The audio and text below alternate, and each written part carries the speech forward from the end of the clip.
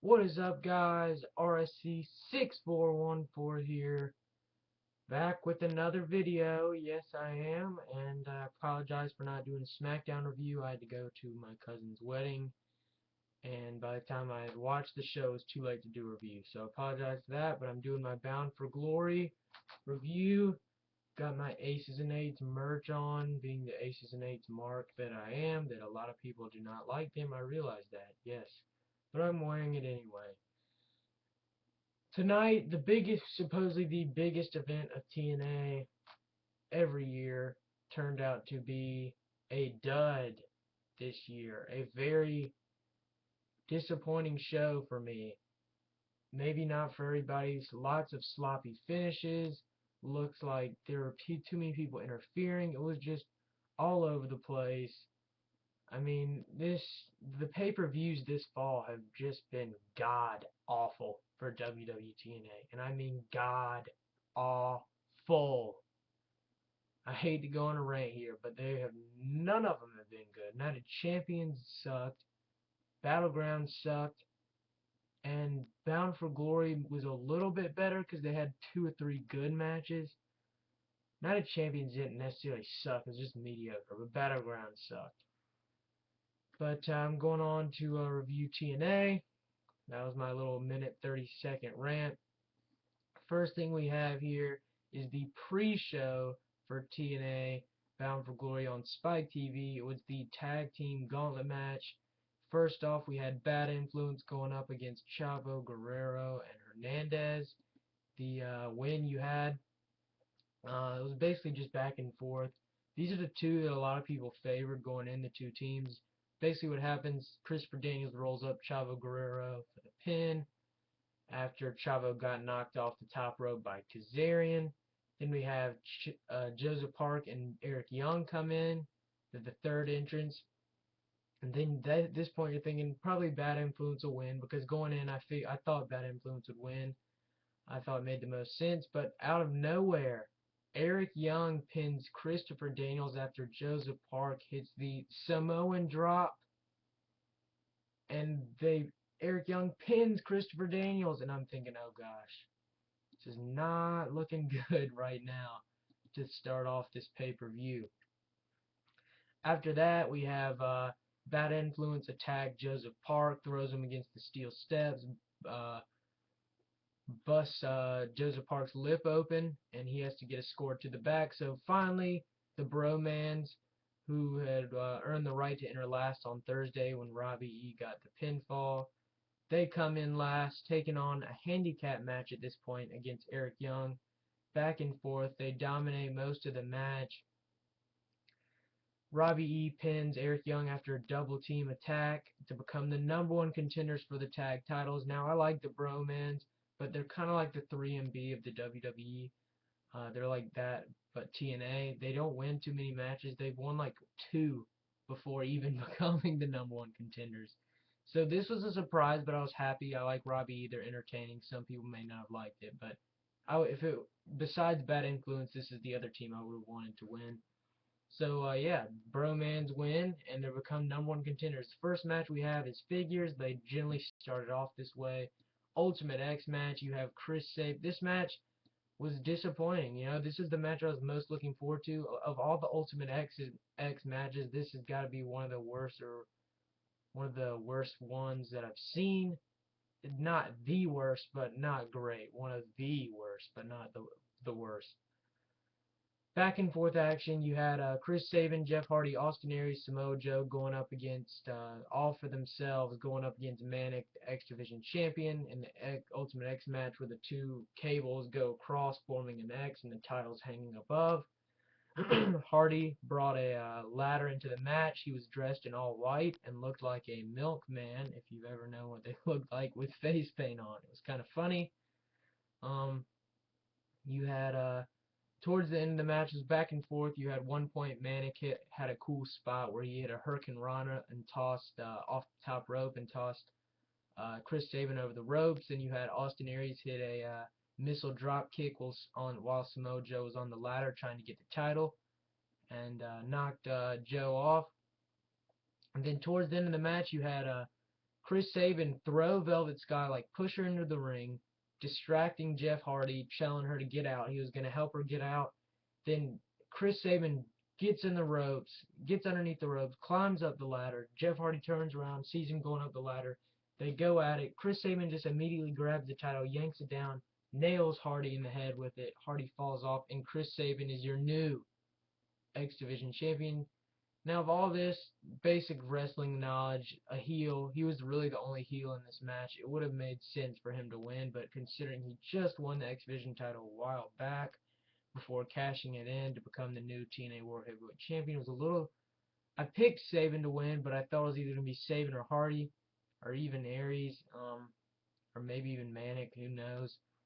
But Sabin wins in a kind of a poor match. The ending is really what made it bad, but that was that. Then you have Bad Influence. So Chris Sabin's your new X Division champ. Good for him. He's interesting as a heel now, more so than he was as a face for a singles wrestler. So we'll see what he can do. I'll give him a chance before I just completely diss TNA. So now we have Bad Influence comes out and complains about their loss in the pre-show. They say that since TNA likes to do all these swerves, they should be included in the tag title match tonight. Eric Young interrupts and says they created a monster. Earlier on the pre-show, he opens this door when he's backstage. He's like, oh, and steps back. So you figure it's probably Abyss. And then sure enough, Bad Influence beats down Eric Young. Abyss returns, cleans house, hits the black hole on Christopher Daniels, and then takes him out. And Abyss returns for the first time since Slammiversary. I don't know if you know, but he's TNA champ. He hasn't defended it once, so that was kind of odd.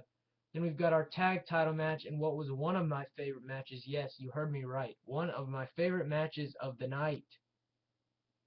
The Bromans, the #1 contenders, defeated James Storm and Gunner to become your new tag team champions. Thank you, finally. Finally.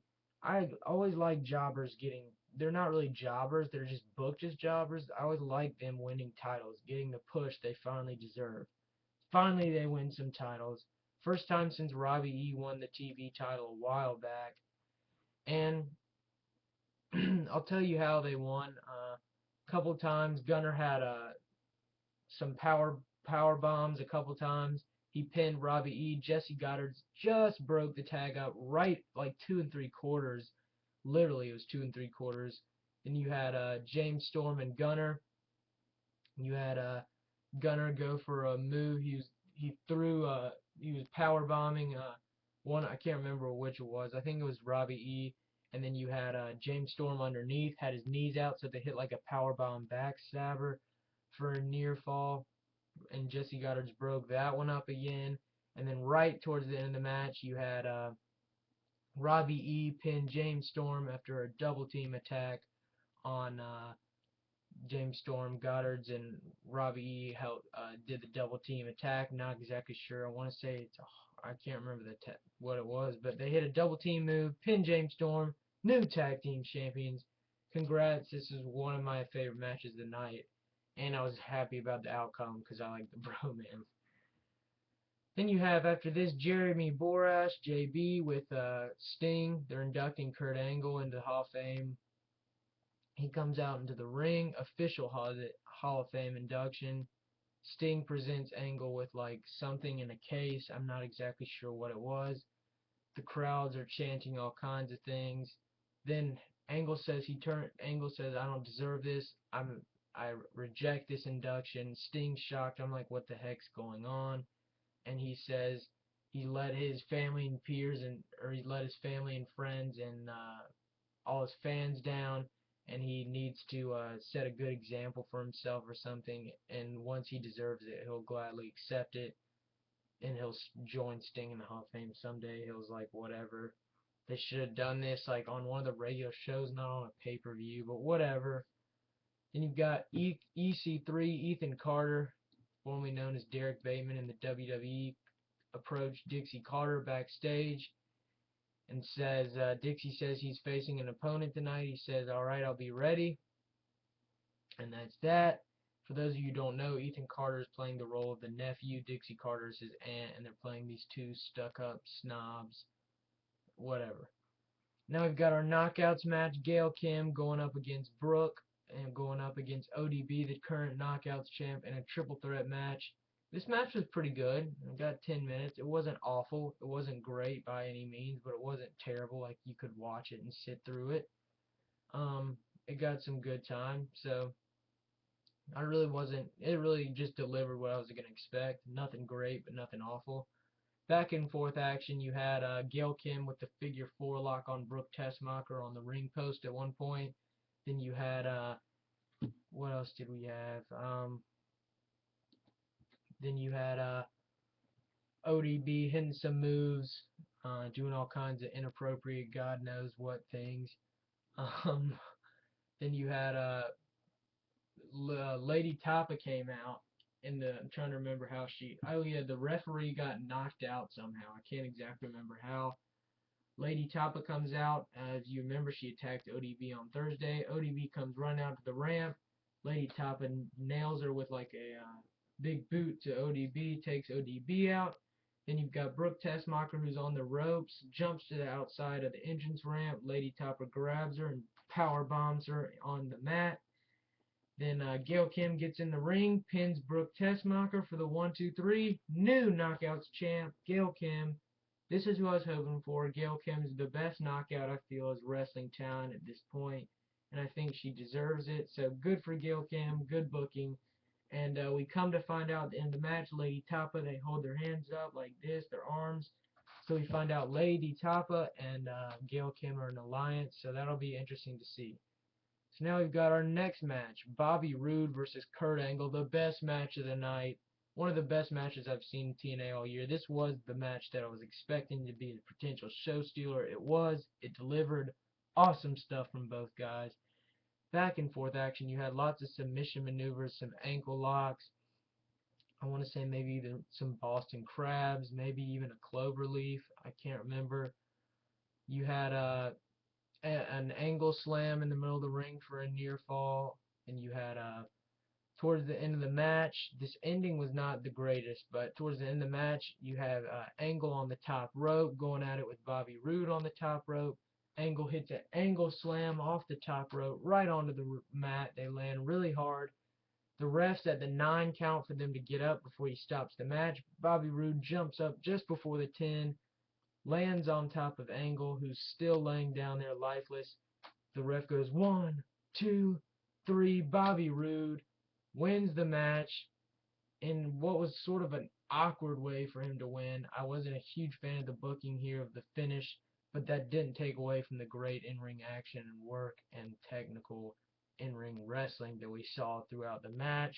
Great stuff. Bobby Roode beats Kurt Angle, and then awesome match. And Kurt Angle's, they were about to take him out on a stretcher. He gets up and walks out on his own 2 feet, struggling, waves to the crowd. That's the last we see of him tonight. It was hard to tell whether it was storyline or real injury, so if it's real, thoughts, praise go out to him. If it's not, well, that was a weird way, and it took some, it was sort of an odd way to end the match. Then we've got Ethan Carter defeat a wrestler named Norv Furnham. I did some research on him, and his name is really Peter Avalon. I think he wrestles in SoCal Pro Wrestling. I've seen him before on the SoCal scene. And Norv Furnham, he came out, this really skinny guy, just looked really goofy. And EC3, Ethan Carter the third, hits I think his finishing maneuver. I can't remember exactly what it was, but he hit it on Norv and pinned him for the 1-2-3 in a squash match. Whatever stuff. We'll see what they do with Ethan Carter. Hopefully they book him the right way, because I like Derek Bateman in WWE, so it'll be interesting to see how they use him here. We've got our next match, Magnus going up against Sting, one of our main events. I was expecting some decent action here, and it turned out to flop right on its face. Another disappointing match. Back and forth action. Not much to say about this stuff. Nothing really stood out. There was a couple Boston Crabs by Sting, Scorpion Lock or whatever he calls it. Then you have Magnus defeats Sting with the Texas Cloverleaf submission maneuver. Sting taps. Magnus gets his big win, big Bound for Glory moment. And Magnus beats Sting. They shake hands after the match. I thought maybe Magnus might turn heel. He didn't. They shook hands. And that was that. Magnus wins in a disappointing match that I couldn't really remember too many highlights that stood out. So Magnus picks up the win. Then we've got our main event of the evening. AJ Styles versus the TNA World Heavyweight Champion, Bully Ray. Do you know who I am? Bully Ray quote right there for you guys. Bring some entertainment to this video. Bully Ray, champ. I'm a big fan of Bully Ray. A lot of people don't like him. A lot of people didn't like his title run. I like him. I like Aces and Eights, and a lot of people hated it, and I can see why. But for some reason, I like it. But Aces and Eights, as most of you know, is dying out sooner than later, and we'll see. But this match was a little disappointing as well. Not a little, it was disappointing a lot. You had at one point, there was a lot of people getting involved. It's sort of hard to keep up with. You had Nux and Garrett Bischoff get involved. Nux hit a big old choke slam on AJ Styles since it's a no DQ match. Then Bully Ray pinned AJ Styles for near fall. Then you had AJ on the top rope. Bully Ray was laying down on a table. AJ went for a 450 springboard off the top rope. Bully Ray moves it all the way to the last second. AJ goes right through the table, hard fall. Then you had Bully Ray cut the ring mat and expose it with the hard wood board like he did at Slammiversary against Sting. This time it backfired on him. You had Dixie Carter come running out. She handed him a chair. She was getting involved, like, take AJ out. Take him out. Damn you, Dixie. AJ grabs the chair. Or Bully grabs the chair. Steel chair from Dixie, who's on the entrance ramp right next to the ring. AJ knocks Bully Ray over off a springboard off the top rope. Punches the chair right in Bully's face. Bully goes to the ground. And you have a couple other points in the match where Dixie Carter came out and just kept interfering. AJ hit Bully Ray with a move at one point. I can't remember exactly. Then Dixie was like, don't count to 3.